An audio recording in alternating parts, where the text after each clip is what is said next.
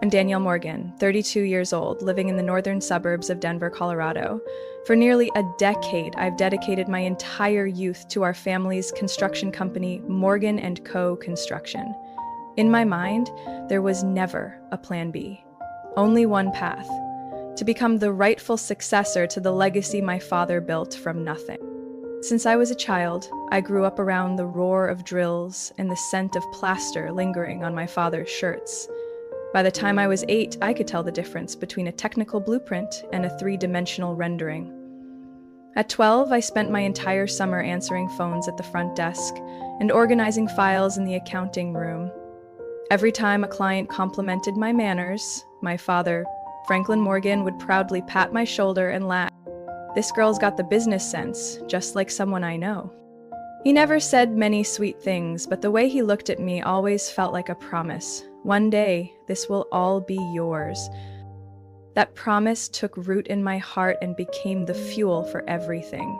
While my friends dreamed of becoming pilots or fashion designers, I had one dream: to turn Morgan & Co. into the leading civil construction firm in Colorado. I turned down 3 job offers from top infrastructure design firms in Seattle, Houston, and Atlanta. Graduating with honors in construction management, I came back to Denver and walked into my father's office on the Monday right after commencement. No career honeymoon, no time to breathe. I dove headfirst into the rhythm of the company like I was born to sit in that project coordinator's chair. I was the one turning on the office lights every snowy winter morning, and the last to leave during every contract push. During peak seasons, I slept on the office couch, used a notebook as a pillow. I remembered every major client's name, their anniversaries, their pets, even their preferred kitchen flooring. I was the one who revamped our entire record system, moved our data from paper to digital platforms. I recommended project tracking software that cut down execution delays by nearly 40%. Revenue nearly doubled in 4 years thanks to those changes. My name wasn't on the company signage, but nearly everything inside carried my fingerprints. As for my personal life, let's just say it barely existed. The 2 most serious relationships I've ever had ended for the same reason. You love your job more than you love me. Maybe they were right, but I still believe I was doing the right thing. I wasn't working for accolades. I was working for the future of Morgan & Co. and for the belief that one day this company would rightfully be mine. My apartment was only a place to shower and change clothes. Old friends stopped inviting me out because I always said, "I'm finalizing an estimate." I missed my best friend's wedding because I had to negotiate a contract worth nearly $1 million with a resort developer. But I had no regrets. I believed every sacrifice today was a brick laid toward the position I deserved tomorrow. No one forced me to do it. No one needed to push me to stay in the office until almost midnight or skip Thanksgiving to inspect site progress. I chose that path, freely, consciously, because I believed I was the chosen successor. Because my father, with his eyes, his words, and years of quiet confidence, had planted that belief in me. I truly thought that if I just kept working hard, one day he would hand me the key to the heart of the company. But I forgot one crucial thing. In my family, trust is never guaranteed. I still remember the day my sister came back. It was a cloudy Tuesday afternoon in April last year. I had just wrapped up a quarterly budget presentation with the finance board when my phone rang. It was Mom. She never called during work hours, so I picked up, concerned. "Danielle, your sister's home. Can you come for dinner tonight? The whole family should be together for once." I froze. My sister, Savannah Morgan, 34 years old, the golden child my parents always spoke of with a bittersweet kind of longing, the one who dropped out her senior year to pursue photography in Prague, who'd lived in Lisbon, then Bali, then New York, never staying in one place more than a year, who missed every Thanksgiving, Christmas, and my birthdays for almost a decade. And now, suddenly, she was back. That evening, I sat across from Savannah at the same kitchen table where Mom had laid out my favorite honey-glazed chicken, though she made sure to say it was for both her daughters. Savannah wore a flowing white linen dress, her hair casually tied in a messy bun, and still carried that effortless confidence like she'd never stumbled a day in her life. "You're doing great, Danny." She tilted her head with a smile. "Dad talks about you constantly, how you're a brilliant manager, clients love you. You're the one keeping it all running." I smiled politely. "Thanks. Every company needs someone to keep the wheels turning." "Sure," she said, "but I think the company could use a spark, a little creative magic." Her eyes sparkled like she was already setting something in motion. I didn't understand what she meant until the following Monday. Ed called me into a side meeting room next to his office. Savannah was already there, smiling, with a fresh coffee in hand like she belonged. "Danielle," Dad began, "I'd like to introduce Savannah's new role. Starting today, she'll be our brand creative director. She'll help reshape our company identity, from presentation decks to the website to how we approach potential clients. The market's evolving, and I believe it's time we do too." I looked at her. Her gaze didn't flinch. Her smile stayed soft, but something in the way she sipped her coffee felt ice cold. I didn't react. I simply nodded and said, "That's fine. I'll inform the design team to coordinate." But inside, something cracked. For 8 years, I'd carried the operational system on my back, refining workflows, putting out fires, navigating us through a pandemic. I had never once been introduced with such fanfare. I was given tasks, and I completed them. No spotlight, no applause. Within a month, Savannah became the darling of every meeting. Every presentation now bore her redesigned logo, more playful font, a more inspiring color palette. Dad, the same man who had once refused to change our domain name because the old one works fine, now praised her publicly. Savannah's brought a fresh breeze to Morgan & Co. He even began calling us the perfect succession duo, a phrase meant to sound diplomatic, but it diluted a role that had once clearly belonged to me. Savannah clocked in at 9:30 every morning and left by 4. She took 90-minute lunch breaks. Occasionally, she posted snapshots of our meeting rooms on Instagram with captions like, "Brainstorming brilliance," "Family business," "Creative flow." I said nothing, because admittedly, her changes were well received. 2 recent model home presentations got glowing feedback thanks to her visuals, but deep down, it stung each time I watched Dad turn to her in meetings and ask, "Savannah, what do you think?" I was still the one meeting deadlines, reviewing contracts, preparing quarterly reports, fixing HR disputes, but Dad's eyes had begun to drift to where the ideas were shinier, the colors brighter. Started to feel like the seasoned employee, still respected but considered past her peak, and Savannah? She was the shiny new bet, the investment with upside. I didn't say a word. I kept doing my job, but each night when I got home, I reopened old files, reviewed past reports, reread internal communications I'd archived. I needed to know, was there something I had missed? I didn't know what I was looking for back then, but somewhere deep inside, a seed of doubt had been planted, not just doubt in my sister, but in every promise ever spoken inside the house that bore the Morgan name. I didn't know what made me linger in my father's office that day. Maybe it was intuition, maybe it was the smell of old paper and the familiar humming of the photocopier outside. Or maybe it was the brief, evasive glance exchanged between my father and my sister that morning when I asked about the Everpine townhouse contract, the project I had managed from the bidding phase. "Dad already sent the original to legal for re-signing," he said, a little quicker than usual. "You can check the scanned copy in the system." But there was no copy in the system, and I knew my father never sent out the original without keeping a photocopy. That was his golden rule, repeated since I was just an intern. So I went back to the basement archive room, only Eleanor, the longtime assistant and office manager, and I still remembered which file drawers jammed, which old boxes were mislabeled. I opened drawer after drawer, flipping through stack after stack, searching not just for the contract, but for something else I couldn't name. Then I saw it. A black-bound document with no clear label. tucked between a 2009 land transfer file and a 2013 bank loan agreement. Curious, I pulled it out. The front read, "Share transfer, Morgan & Co., construction, April 17th, only 4 months ago." I opened to the first page and my heart nearly stopped. Transfer of 72% of Franklin Morgan's shares to Savannah R. Morgan, remaining 18% retained under Franklin Morgan, 10% to Linda R. Morgan. No mention of me, not one line, not a single footnote. I read it again, then again. My brain screamed, this can't be right. It must be a draft, a mistake. But it wasn't. Everything was legally binding. Notarized, stamped, dated.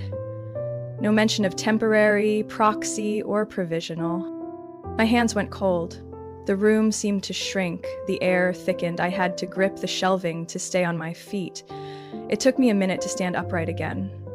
A light knock sounded behind me. "Eleanor." "Danielle, what are you looking for?" I turned. My eyes met hers, a flicker of hesitation, then something that looked almost like guilt. "You knew about this, didn't you?" My voice was hoarse, my hand still gripping the document. "How long?" She didn't answer right away, just sighed and stepped inside, quietly closing the door. "Your father planned to tell you after things settled down. He thought you'd understand." "Understand what?" I nearly shouted. "Understand why he quietly gave away the entire company to my sister, the one who hasn't even been back a year, who's never spent a single hour on site?" Eleanor looked at me, eyes full of sorrow. "Danielle, this isn't your fault, and it's not entirely Savannah's either. Your father believes the company needs a fresh direction, and he thinks you're too stuck in the old ways." "Stuck?" I let out a bitter laugh. "I call it keeping the company alive through a recession, a pandemic, and a dozen financial blunders he caused." She stayed silent. I brushed past her, the document in my hand, storming up the stairs so fast I nearly tripped. I don't even remember how I drove home, but when I pulled into the garage, I was still clutching the folder. Cold sweat trickled down my neck, my palms soaked. I collapsed into the armchair in my living room, phone turned off. Outside, night was falling, the city lit up, and I sat there, alone, with a pain that burned quietly inside me. I remembered every time my father had said, "This future is yours, Danny." I had believed him with all my youth and everything I gave up. In return, I got betrayal, notarized and signed. I held the document, tempted to rip it apart, but I stopped. No, this evidence had to stay intact. A thought surfaced, at first just a vague outline, then sharper, solid. If the company was no longer mine, then they no longer had the right to assume I'd keep it running. If they chose Savannah, then Savannah could carry the weight. I stood up, turned on the lights, and opened my laptop. Not to work, but to begin planning my exit. I didn't sleep that entire night. Every line in the share transfer agreement felt like a slow blade cutting through my memory. 4 months. They had kept this from me for 4 whole months. Every meeting, every lunch, every compliment tossed Savannah's way happened while they already knew, and yet pretended nothing had changed. And me? I still showed up at the office every day at 7 a.m., tackling the backlog of files left by the so-called creative director, thinking I was still walking the path of succession. They let me believe that. They let me serve a dream that had already been stolen from my hands. The next morning, I woke up to a strange emptiness. No laptop, no emails. I put on a black-collared shirt and jeans, something I'd never wear to the office because it wasn't professional. But today, I wasn't going in to impress anyone. I texted Mom, "I'll come home for dinner tonight. Everyone will be there." She replied in under 5 minutes, adding a smiley face. "Perfect. Dad and Savannah will be there too. I'll make your favorite beef stew." Perfect. I arrived at exactly 6 p.m. The red brick house with the white porch where I'd grown up was still the same, but today it felt like it wore a colder coat of paint. I didn't knock. I didn't need permission to enter the home I once thought was my last safe place. Mom was wearing her apron. The smell of cardamom from the stew filled the air. Dad sat at the dining table, reading the newspaper with soft, classical music playing from the kitchen speaker. Savannah was setting the silverware. White shirt, hair in a neat bun like she'd just walked off a brand campaign shoot. "Danielle!" Mom beamed, arms open to hug me. I let her. I didn't hug back. "Want a glass of wine?" Savannah asked, holding up a freshly opened bottle of red. "No need. I want to be clear-headed tonight," I said, voice sharp as a razor. All three of them froze. Dad looked up, eyebrows furrowed. I pulled out a chair at the head of the table, placed a black document folder squarely on the wooden surface, then opened it, said nothing, let them read. Savannah glanced at the first line and froze. Mom raised a hand to her mouth. Dad, who rarely showed emotion, went completely still. "I found it in the archive," I said, voice calm and cold. Strange. A decision this huge, and no one thought I should be told. "Danielle," Mom stammered, "your dad planned to tell you when the time was right?" "The right time?" I let out a bitter laugh. "So, the past 4 months weren't right enough? Or were you waiting until I was officially pushed out before calling it the perfect moment?" Dad put the paper down. "You're being too emotional." I slammed the folder shut. "Don't talk to me about emotion when you're the one who signed me away." Savannah spoke, her voice softer than usual. "It's not what you think. You still have a valuable role." "Valuable?" I cut her off. "I'm the one who pulled the company through last year's financial crisis. I renegotiated labor contracts, optimized operating costs, and turned the Hillside project from a loss to profit in 3 weeks. But the one-handed executive control is the girl who returned less than a year ago and once called time off forms freedom with conditions." Silence. Only the bubbling stew in the pot made a sound. "Danielle," Dad said, voice stern, "Savannah brings a fresh perspective, creativity. You're too rigid, too fixed." "I see. So 10 years of commitment is rigid. System thinking is fixed. But grainy black and white photos of keychains and ceiling lamps, that's the vision of the future?" Savannah lowered her head, for once, without a reply. I stood, my voice lowered but crystal clear. "I'll ask one question. Would any of you have ever told me the truth if I hadn't stumbled across that file?" Silence. "Thanks. That's all I needed to know." I picked up the folder, locking eyes with each of them. "This isn't a threat, it's an announcement. Starting tomorrow, I'm no longer working for Morgan & Co." "You can't," Mom gasped. "You're the heart of the company." "No." I looked straight at my father. "I was just a spare gear, and now I'm removing myself from the machine." Then I turned, walking away from the house where everything once began. I thought I had completely cut ties after that night, but life doesn't work like a movie ending when the character walks out the door. 3 days after I officially submitted my resignation via email, no explanation, no sugarcoating, I got a call from Eleanor. Her voice was low, like she was afraid someone might be listening. "Danielle, I think you should come see this." I hesitated. "I don't work there anymore."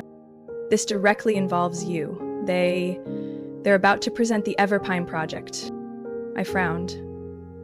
Everpine was the concept I had developed over 2 years, presented to my father back in February. He had called it too risky, unrealistic, and told me to shelve it. But I had never deleted it from the system. I had saved all the drafts, market segmentation strategies, budget details, and a 4-phase rollout plan.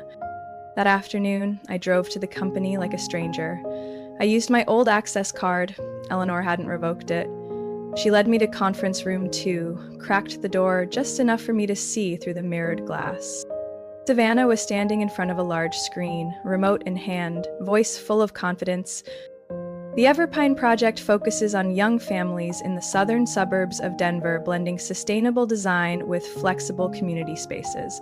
We plan a 4-phase implementation over 26 months, with financial allocation set at 30, 40, 30.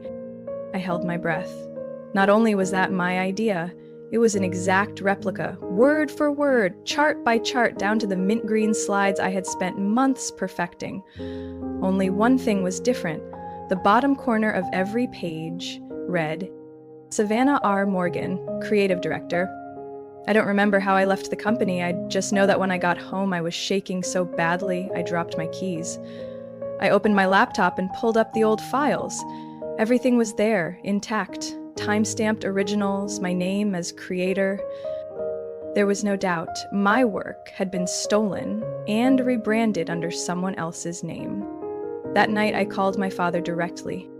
I need to meet with you, not at home, not at the office. Danielle, if you're calling tomorrow, 6 p.m., Darrow's Cafe on 5th Street, you should come. Otherwise, I'll be sending all of this to Everpine's partners and their legal department.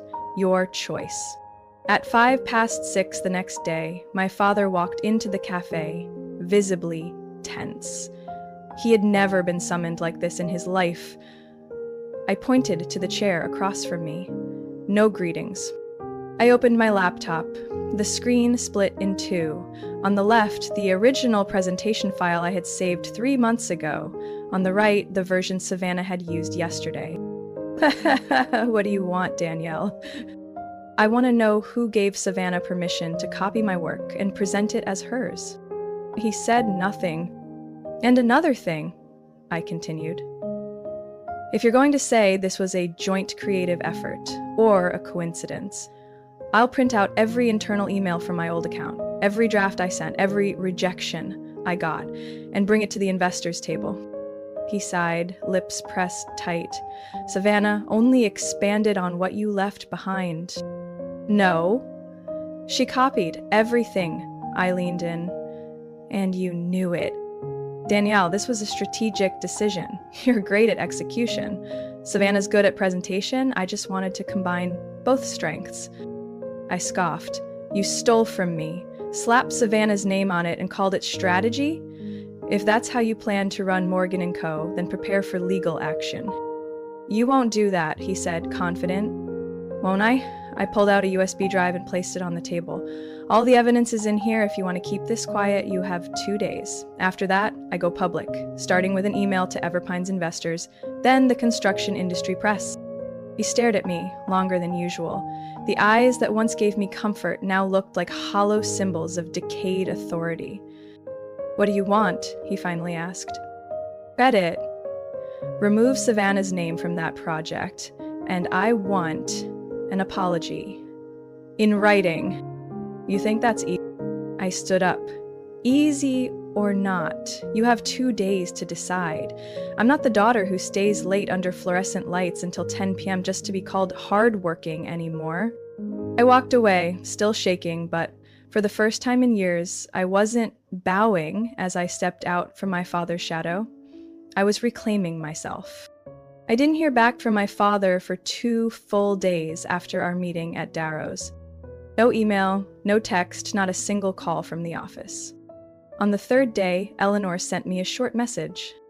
Everpine just withdrew their bid. They're asking the original lead, you, to confirm the current status. Savannah's panicking. Mr. Franklin hasn't shown up at the office this morning. I sat in my apartment, phone in hand, screen glowing with nothing but silence. For the first time in 10 years, I was legally disconnected from the company. But professionally, I knew I was the backbone of Morgan & Co. Without me, the system wouldn't last a month. Everpine wasn't just any name. It was a $9 million project with potential expansion across 3 states if the first phase succeeded. I was the one who negotiated directly, who built trust with the investor, Ms. Eleanor Wynne, over nearly 2 years. And now, when she called my personal phone at 9:18 a.m. on Wednesday, I knew she wasn't calling for a chat. Danielle, her voice was steady but colder than usual. I need to know clearly, are you still involved in overseeing the Everpine project? I've resigned. I see. She paused. I also saw last week's presentation. That was your draft, wasn't it? Yes. And Savannah Morgan had no contribution to it? Not a single line. Another pause. Then, we just sent a contract withdrawal notice. I won't sign anything unless you're on the leadership team. I understand, and I'm sorry for letting it get to this point. Don't apologize, she said, her voice softening for the first time. You were the reason we agreed to partner in the first place. Not because of the Morgan name, because of Danielle Morgan. After that call, I exhaled, but not entirely in relief. I knew this news would hit Morgan and Co. like a bomb, and I was right. That same evening, while I was standing in line at the grocery store near my apartment, my phone rang. It was Mom.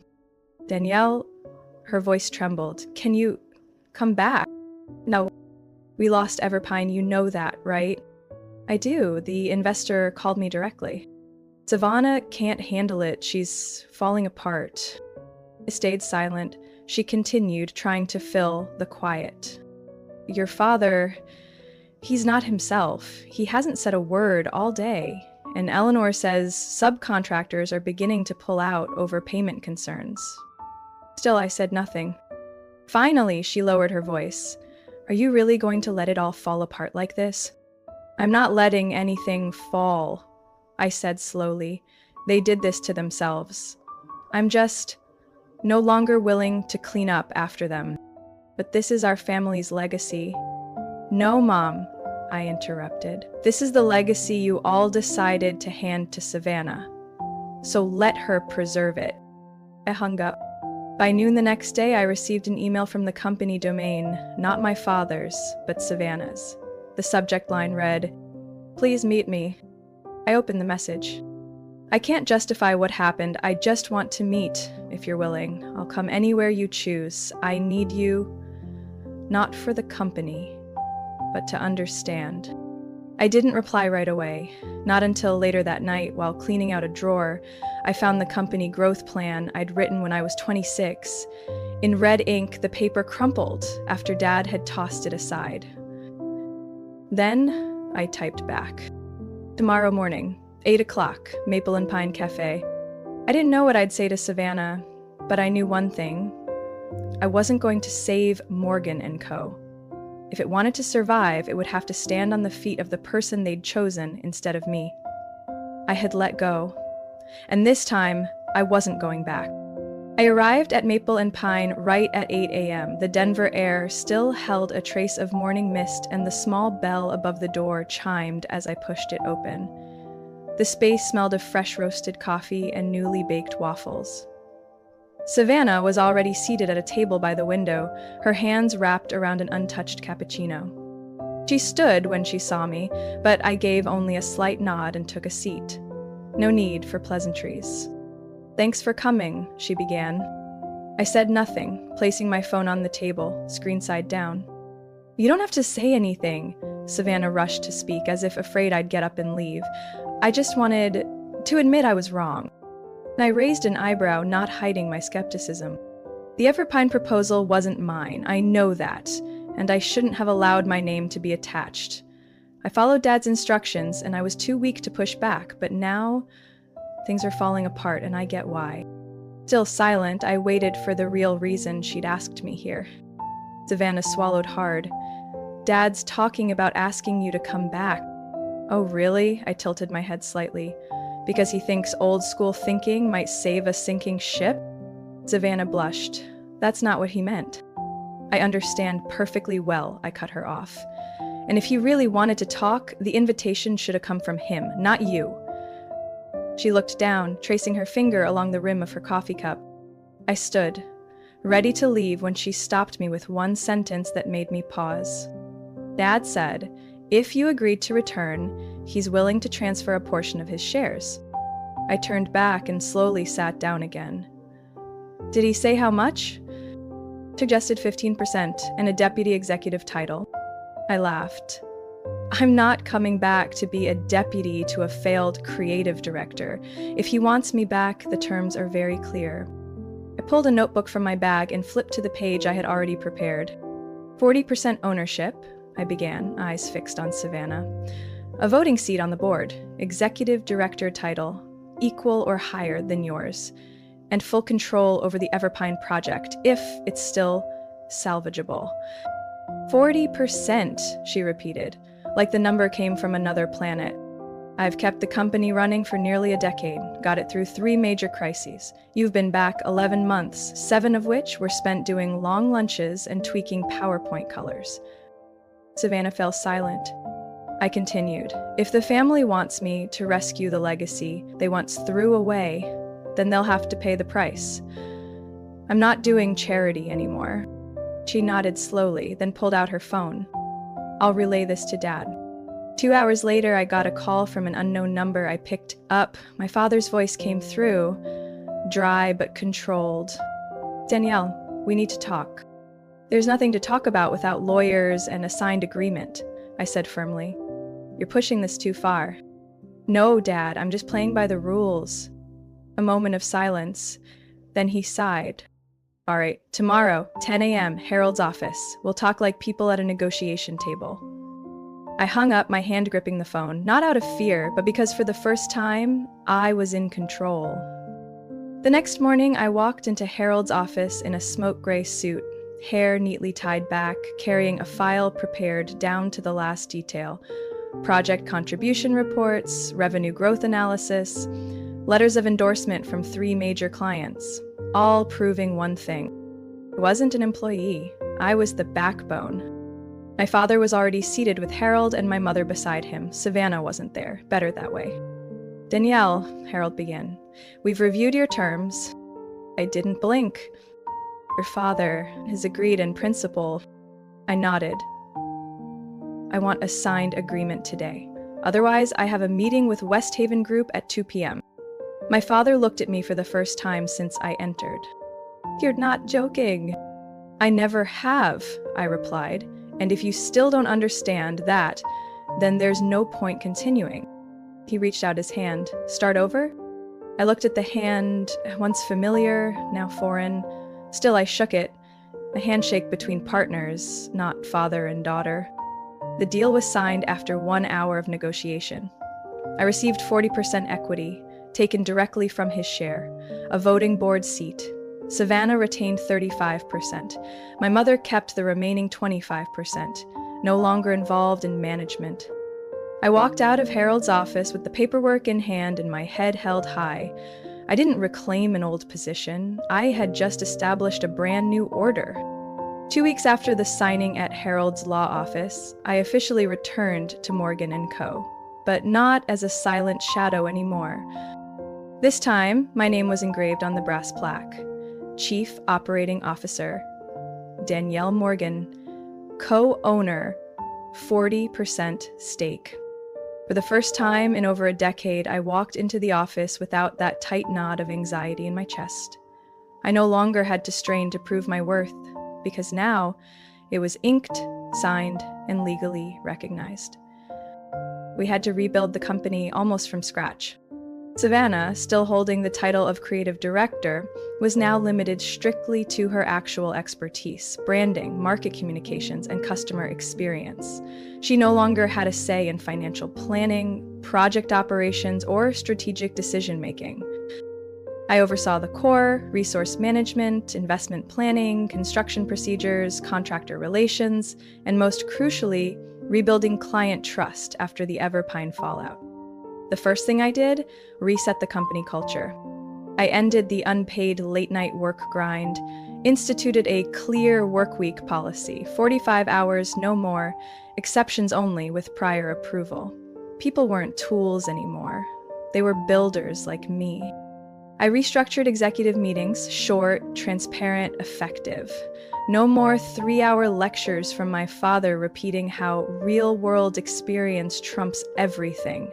From now on, data drove decisions. Gut feelings? Reserved for marketing, not operations. Savannah struggled at first. She wasn't used to boundaries or systems, but instead of clashing, I coached. Every week, we met for a coffee and context session where I walked her through what she didn't know.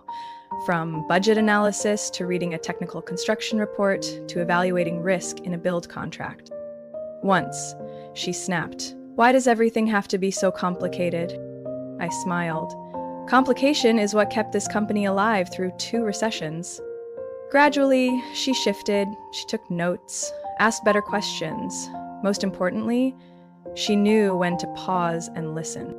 A month later, I received an email from Eleanor Wynn, Everpine's principal investor. "We're open to renegotiating, on the condition that the project is led solely by Danielle Morgan." I printed that email and pinned it to the internal bulletin board. The whole department went silent for a few seconds, then the applause. Not for individual glory, but because we were back in the race together. My father? He stepped back into an advisory role, no direct control. He now came in just 3 days a week, mostly reading reports in his office, occasionally giving input. Once, he walked into a meeting and looked lost among all the metrics and terminology. He knew his era had passed. I didn't exile him, I just defined clear boundaries. He could be my father, but my old boss? No more. 3 months later, Morgan & Co. re-signed Everpine with expanded scope and an added value of nearly $2 million. 4 former clients returned. 2 new investors pitched partnership offers. I sat in my new office, not my father's, but one I designed myself. Natural lighting, a dark wood desk, a tidy bookshelf, and a corner beanbag where I could read documents without tensing my shoulders. On the wall, I framed the very first sketch I ever made for Everpine, still stained with coffee at the bottom corner. Next to it, a small note from Eleanor. "Your consistency is what kept everything standing." I look at that frame every day as a reminder. Not everyone sees your worth from the start. But if you stay firm, eventually, you'll be the one holding the wheel. I'm no longer the forgotten daughter in someone else's spotlight. I'm Danielle Morgan, the one who didn't wait to be given power, but claimed it herself. Danielle's story is a powerful reminder that no one can take your worth unless you allow it. In real life, many quietly give their all, enduring dismissal from family or workplace, but that doesn't mean they're invisible. When you stand up, set terms, and reclaim what's rightfully yours, you don't just save yourself, you redefine fairness. True power doesn't come from a title, but from the courage to say enough.